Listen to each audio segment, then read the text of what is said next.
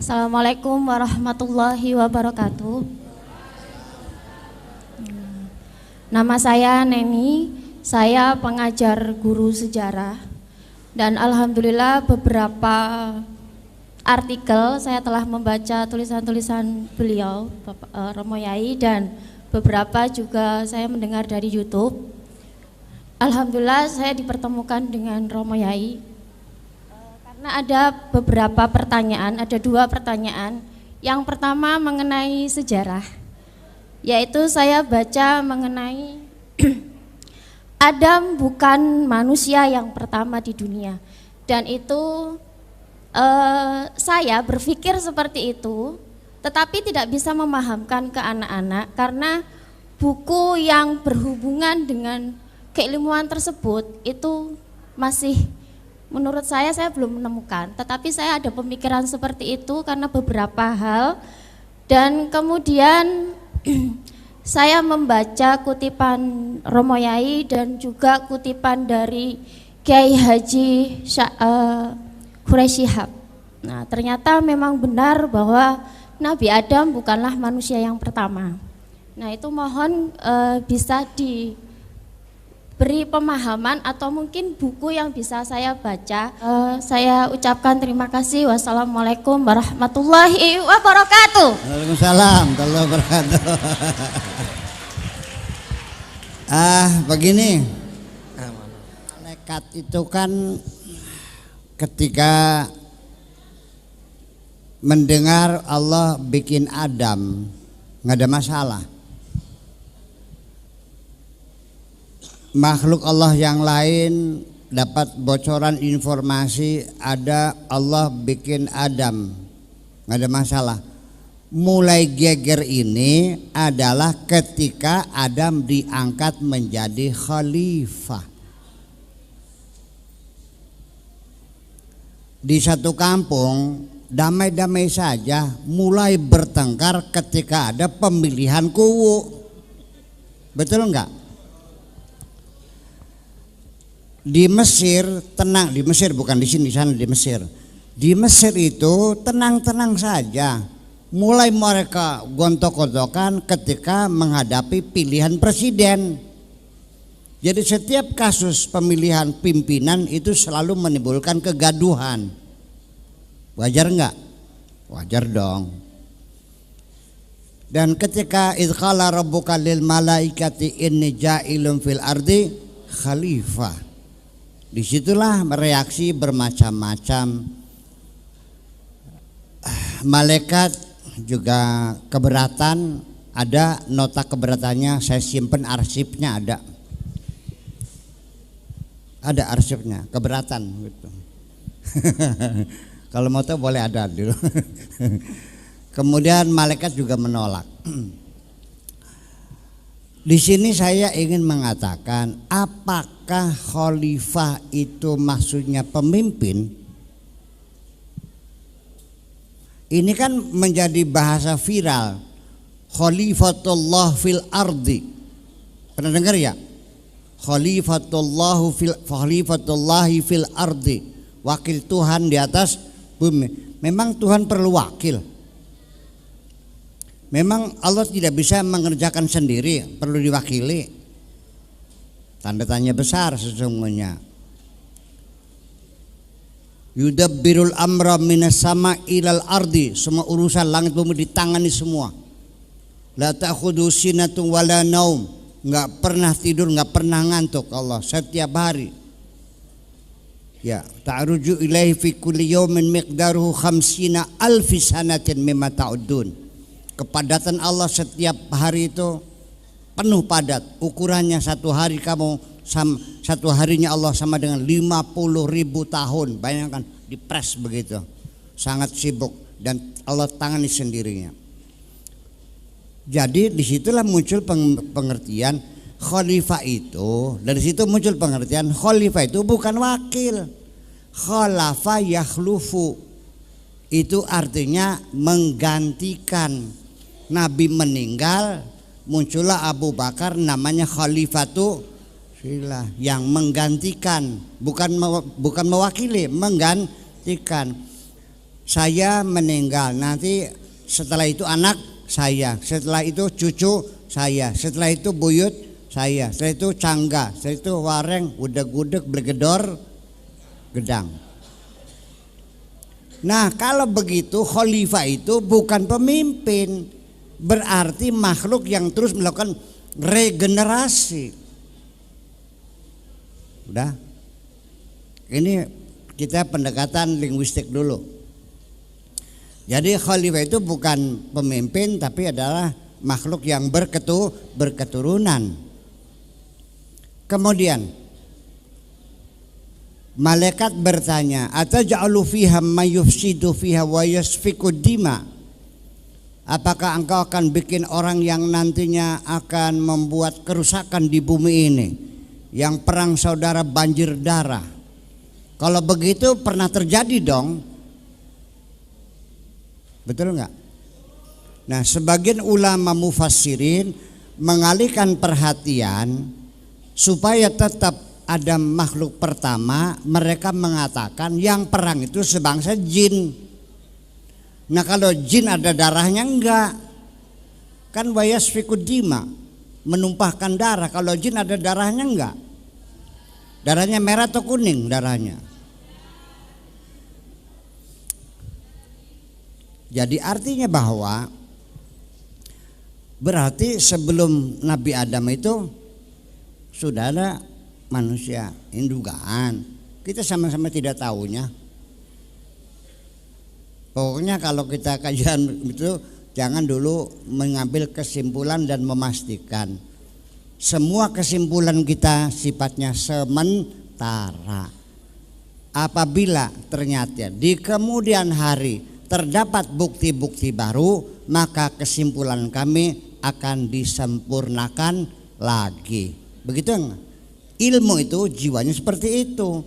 Apalagi kajian sejarah, kajian-kajian fisika juga setiap saat dirubah kok. Ternyata salah.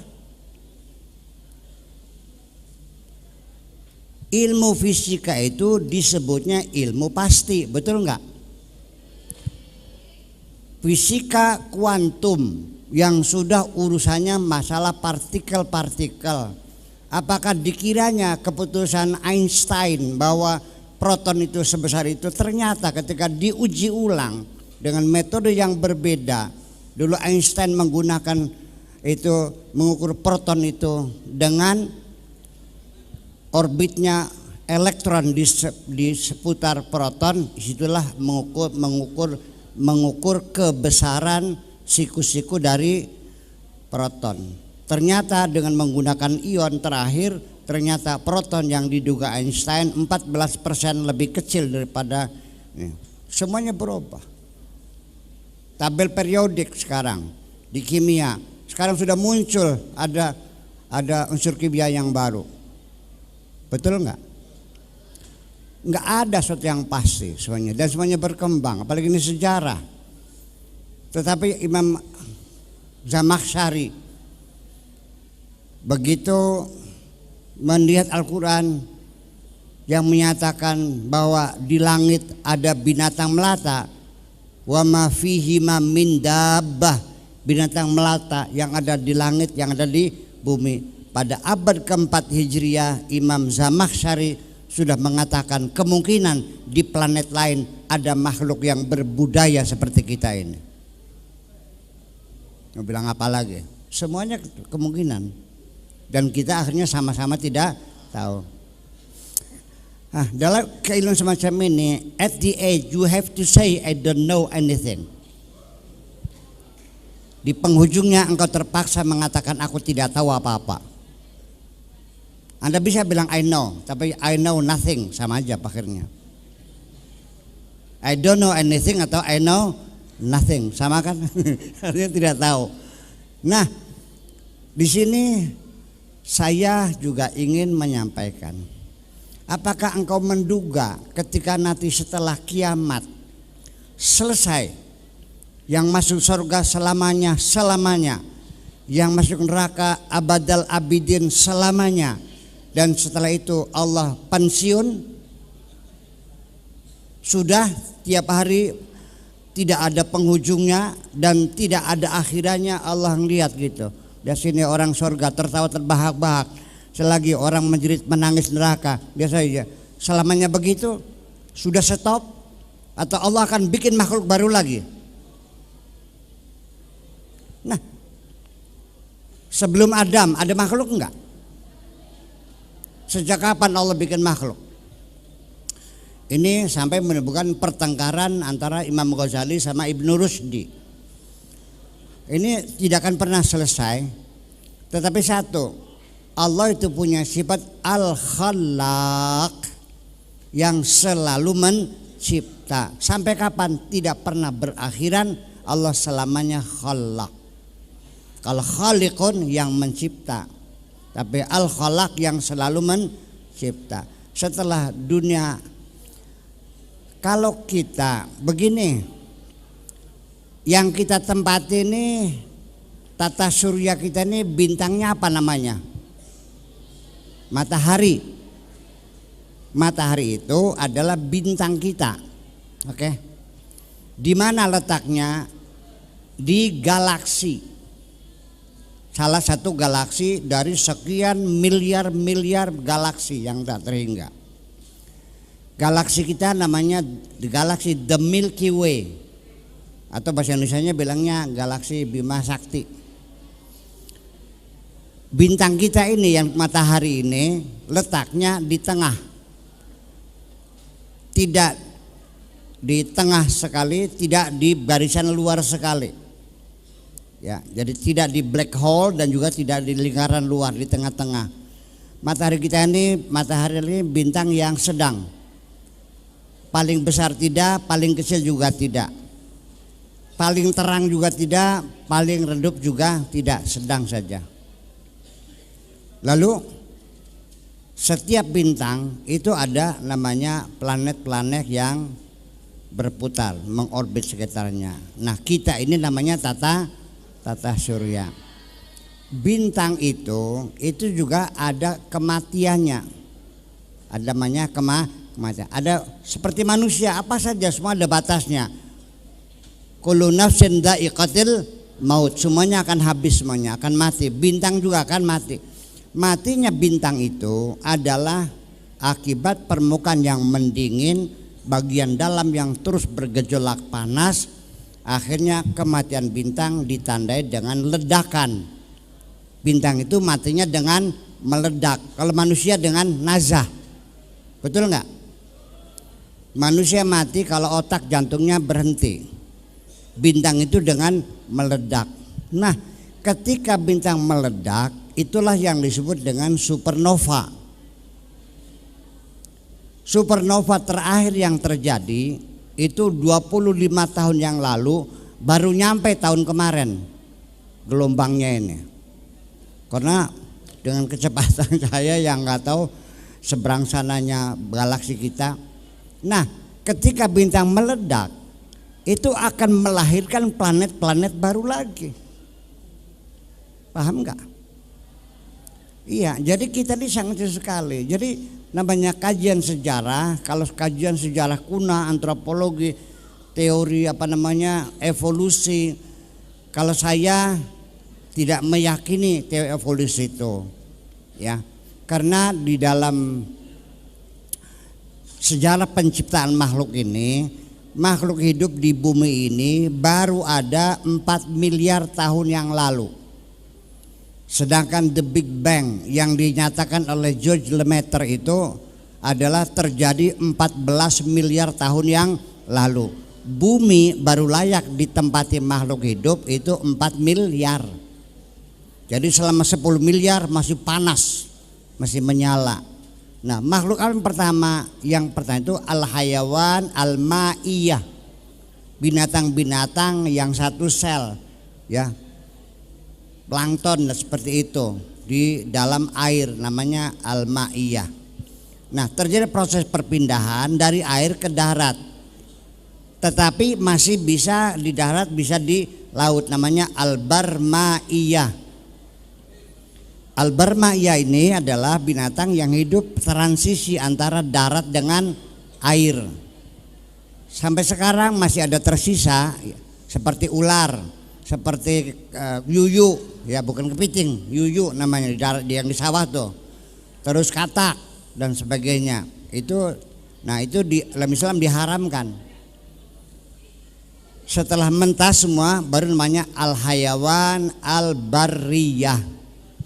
Nah, sekarang ini binatang darat yang sudah sempurna adalah onta. Itu independen betul-betul. Buktinya apa? Onta berjalan. Saya punya teman naik haji dari Chad, naik onta, naik haji pakai onta selama 2 bulan sampai ke Mekah. Itu onta ini setengah bulan dari Chad sampai ke Libya saja itu nggak minum. Onta bisa berjalan 15 hari tanpa minum. Sudah sempurna binatang daratnya ini. Itu onta salah satunya. Nah, manusia dari mana? Dari kajian deoksiribonukleik asid bahwa manusia punya DNA yang tidak sama dengan binatang yang lain. Bahwa Allah menciptakan khusus manusia tersendiri, bukan perkembangan dari binatang.